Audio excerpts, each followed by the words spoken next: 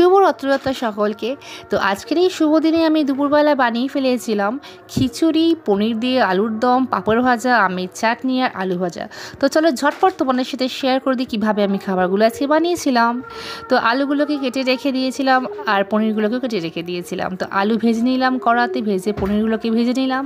একটা প্লেটের মধ্যে আলু আর পনিরগুলোকে ভেজে তুলে রাখলাম। কড়ার মধ্যে দিয়ে দিয়েছিলাম গরম মশলা, জিরে, আর এর মধ্যে তারপরে অ্যাড করে দিলাম আমি আদা লঙ্কা বাটা, তার সাথে হলুদ, নুন, চিনি, কাশ্মীরি লঙ্কা, আর এক জায়গায় চারমগজ, কাজু বাদাম, পোস্ত ভেজে বেটে রেখেছিলাম। তার সাথে দিয়ে দিলাম ফ্যাটানো টক দই, দিয়ে ভালো করে কষিয়ে নিলাম। কষিয়ে নিয়ে ভেজে রাখা আলুগুলোকে দিয়ে দিলাম এর মধ্যে, জল দিয়ে খানিকক্ষণ ফুটতে দিয়ে দিলাম আলুগুলোকে সেদ্ধ হওয়ার জন্য।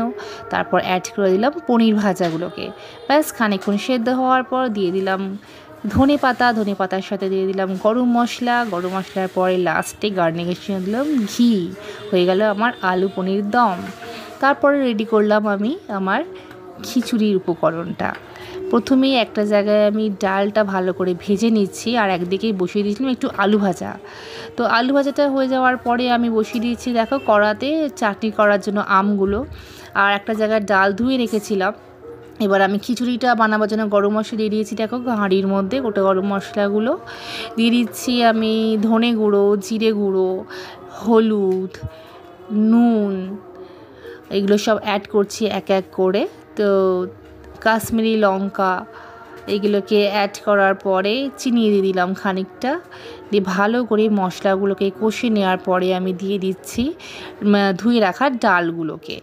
ডালটা দিয়ে মশলাটা একটু ভালো করে আমি কষিয়ে নেওয়ার পর দিয়ে দিলাম কেটে রাখা সবজিগুলো, গাজর, বিনস এইগুলো। তো দিয়ে ভালো করে নাড়াবার পর খানিকক্ষণ নাড়াচাড়া করে ঢেলে দিলাম জল। ফুটতে দেওয়ার জন্য ছেড়ে দিলাম 10-15 মিনিট মতো।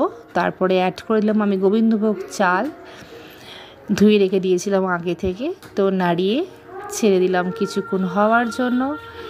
তো দেখো আমি ঢাকা দিয়ে রেখে দিলাম। রেডি হয়ে গেল আমাদের খিচুড়ি, ঘি দিয়ে পুরো গরম গরম খিচুড়ি।